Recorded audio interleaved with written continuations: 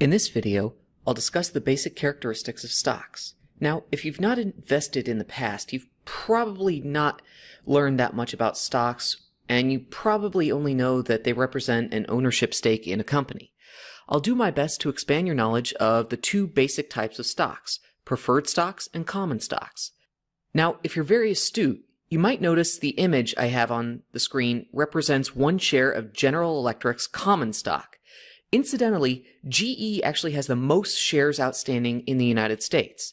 There are about 8.7 billion shares of GE stock outstanding today. Historically, you would receive a stock certificate like this one if you owned a share. Now, however, your broker will simply hold on to your shares for you electronically. I'll start our discussion of stock by discussing preferred stock and how it differs from common stock. Then, we'll talk about international stock. Finally, I'll wrap up with a brief discussion about how stock prices are dependent on future dividends or cash flows, dividend growth, and a variety of other characteristics. Preferred stock is often referred to as a hybrid between common stock and a bond. It pays a constant dividend every year or every quarter, similar to some common stocks. However, a firm must pay the dividend on its preferred stock outstanding before it can pay a dividend on its common stock. If a firm can't pay its preferred shareholders a dividend, then that is not going to trigger bankruptcy, the same way that a missing of a coupon payment for a bond would. Unlike common stock, preferred stock does not entitle owners to control of the company. Rather, you simply receive the dividends. Most preferred stock also doesn't have a maturity date. However, some firms will choose to retire their preferred stock if they have cash on hand.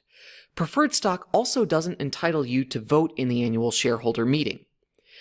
It's important to note that not all firms have preferred stock. Unlike common stock, which all firms issue, preferred stock is another way to raise money, just like a bond. Companies like GE that are very large and indebted often view preferred stock as a good way to raise capital since it's cheaper than issuing more shares of common stock. Finally, in the case of bankruptcy, the preferred shareholders receive what they're owed after the bondholders are paid. The bankruptcy hierarchy typically goes something like this. First, the secured bondholders are paid what they're owed. Then the senior bondholders are paid. Next, the junior bondholders. Then the preferred shareholders. And then finally, the common stockholders are paid last. Now let's talk about some other features of preferred stock. First, the par value is the price the preferred stock is sold for. In the case of bankruptcy, this is what the preferred shareholder is entitled to. The dividend on preferred stock is also reported as a percentage of par value. Preferred shares also have cumulative dividends. This means that if the firm misses a dividend payment, the firm must pay all preferred dividends that it should have paid once it missed that dividend before any dividends to the common shareholders can be paid. Dividends on preferred stock can be deferred indefinitely. Next, some shares of preferred stock are convertible or come with a call provision. Convertible shares are those that can be converted to common stock at an exchange ratio that's listed when the shares are first issued. A call provision allows preferred shares to be called by the firm and paid off in the case that the firm has excess cash or interest rates have fallen. Finally, most preferred stock is repaid using a sinking fund, where the firm will call a number of preferred shares each year until it has no outstanding preferred shares. Now let's talk about common stock. Common stock is what most people think of when they think of stock.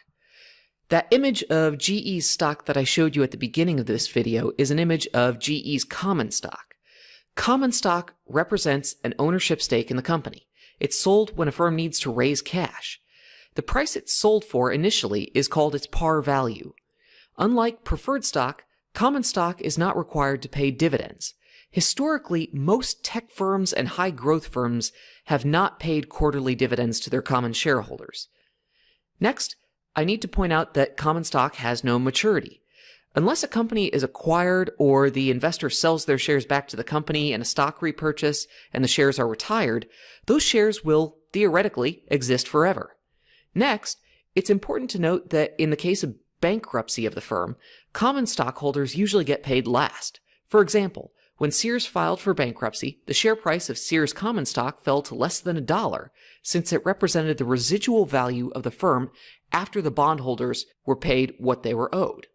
Finally, common stock, unlike preferred stock, entitles an investor to voting rights. If all shares offer the same voting rights, an investor that owns 50% of the shares plus one additional share is said to control the firm, since they can appoint almost any board members to the firm's board that they want. However, there are cases where not every share of common stock entitles investors to equal voting rights. Some companies like Facebook or Snap, the parent company of Snapchat, have two classes of stock that have unequal voting rights. Usually, company founders own a large number of these shares with the most voting rights to give themselves more say in the decision-making of the firm. In the case of Facebook, there are Class A and Class B shares. The Class B shares that Mark Zuckerberg owns entitle him to 10 times the voting rights as the Class A shares. Common stock often comes with preemptive right, which requires firm management to offer new shares being issued to existing shareholders to allow them to maintain their percentage stake in the firm. Finally, you might hear the term proxy used when discussing common stock. Proxy voting or proxy power is the power provided by a shareholder to someone who can vote for that shareholder in an annual meeting. In cases where the shareholder is far away from the location where the annual meeting is taking place, a shareholder can often have someone vote for them. Proxy power gives distant investors a say in the management and the elections of the firm. Whether or not shareholders can vote by proxy is dependent on the firm, since each firm is going to have some differences in its policy relative to the voting policy of its competitors. Now let's discuss the basic characteristics of dividends. First and most important, firms do not have to issue a dividend to shareholders. Usually, only the largest, most profitable firms in the United States pay dividends. Firms that are growing quickly and need the cash to fund new operations are less likely to pay a quarterly dividend than their larger, more mature competitors. Next, as you'll see when we start valuing stock, dividends are a signal of the firm's expected future performance. If a firm provides large dividends to its shareholders, this often means that the firm's management is confident the firm doesn't need that cash right now. The willingness of the firm's management to part with that cash that could be used to pay off debt or buy new supplies or purchase a new production facility indicates the firm management is confident about the firm's future.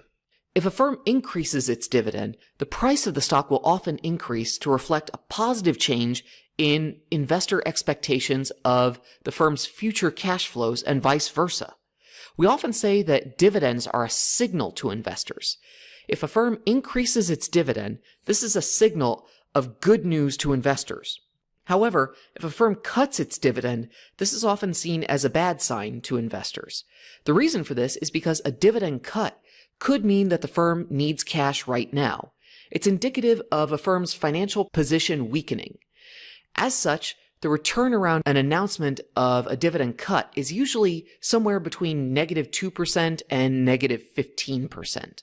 There are a lot of types of stocks in the real world, because each stock represents the ownership stake in a company that is different from its competitors. We refer to income stocks as stocks that pay high dividends. These are stocks of companies that are more mature and usually offer products or services everyone's heard of. Growth stocks are stocks of firms that have high expected growth rates in terms of net income or sales revenue. A large portion of stocks in the tech sector are considered growth stocks. We usually say that growth stocks have a high price-to-earnings ratio or a high market-to-book ratio, which we'll define a little later. Cyclical stocks are stocks that sell discretionary goods or goods that most people buy when market conditions are good. For example, the stocks of most auto manufacturers and airlines are considered cyclical since the sales revenue for these companies depends on whether we are in an expansionary period of the business cycle. If market conditions are good and we're in a bull market or expansionary period of the business cycle, these firms tend to do very well and the return on their stock tends to be very good.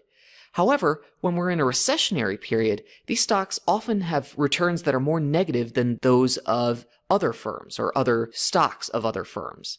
A defensive stock is the opposite of a cyclical stock. A defensive stock sells goods that are non-discretionary or needed by people all the time. Walmart is a good example of a defensive stock, since during a recession, investors are still going to need groceries and basic home goods. Historically, defensive stocks underperform over the long run, but perform much better than cyclical stocks during recessions. Finally, we have value stocks. Value stocks are stocks that trade at a low price relative to their book value of equity or earnings per share. Value stocks are viewed as the opposite of growth stocks. Companies like Ford or the Royal Bank of Scotland would be a good example or good examples of value stocks. They're relatively profitable, but their share price reflects the fact that investors don't expect these firms to have good growth prospects in the future. The way we measure this is by looking at the firm's PE ratio or market-to-book ratio. Many stocks outside of the United States issue shares on foreign stock markets like the Hong Kong Stock Exchange. If you are a U.S. investor who wants to invest in those shares, there are a couple of ways to do that. One of the best ways to buy those shares is to find an American depository receipt that corresponds to those shares listed on the foreign exchange. An American Depository Receipt, or ADR for short, is a certificate that represents ownership's stake in stocks of foreign companies held in trust by a bank. A U.S. bank will buy shares of the foreign company from the Hong Kong Stock Exchange or some other stock exchange, and when it does this, those shares get referred to as American Depository Shares. The bank will then issue ADR shares on a U.S. stock exchange like the NASDAQ that correspond to a certain number of the American Depository Shares. We have numerous examples of ADRs in the real world. I've provided a link to Yahoo Finance so you can see one of the largest ADRs, Alibaba. Sometimes Alibaba is referred to as the Amazon of China. They provide a lot of services that Amazon provides in the United States. There are a couple of other definitions you should know when referring to international stocks. First, we have Euro stocks. A Euro stock is a stock of a firm trading on an exchange outside of its home country and outside of the United States. For example, if a Japanese firm didn't want to list its shares on the Tokyo Stock Exchange and instead wanted to list its shares on the Frankfurt Stock Exchange in Germany or the Hong Kong Stock Exchange in China, that stock would be considered a Euro stock. A Yankee stock is a foreign stock that trades directly in the United States. For example, if that Japanese firm in my previous example listed its shares directly on the NASDAQ, it would be considered a Yankee stock. International stock investment is undoubtedly riskier than investment in most U.S. stocks for a couple of reasons. First, international stocks have all of the same risks U.S. stocks have. The company could go bankrupt, or there could be some market-wide event that sends its share price spiraling. However, international stocks are often subjected to greater amounts of two very specific types of risk: exchange rate risk and political risk. Exchange rate risk, or exchange risk, is the risk of the return on your investment changing when exchange rates between the U.S. and the foreign country whose currency the stock is denominated in change. For example, if you bought 100 shares of a Japanese stock when the exchange rate was 110 yen per dollar, and then the Japanese yen depreciated relative to the dollar over the next year to, let's say, 55 yen per dollar, even if you earned a positive return, when you convert that investment back into dollars, the principal you invested would be worth half of what it was when you started.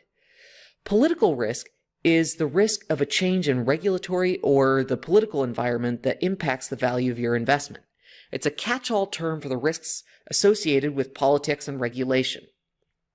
For example, if you made an investment in a company that owns many Venezuelan oil rigs, and the Venezuelan government decided to nationalize those rigs, or in other words, take them over, those oil rigs would be acquired by the Venezuelan government with no compensation to the company that you own shares in. The value of those shares would fall because the company just lost some of their assets without adequate compensation. That's not a pipe dream. The example I gave you actually happened in the last decade. Often, when nationalization occurs, the best course of action for U.S. firms is to sue the foreign country in U.S. federal court and attempt to claim some of the country's assets in the United States as compensation. So let's wrap up. We introduced the basics of preferred stock, which is a hybrid security, and we also discussed the basics of common stock. Finally, we covered some of the characteristics and the risks of international stock, including exchange risk and political risk. In our next video, I'll be showing you how to value these stocks. Until then, have a great day.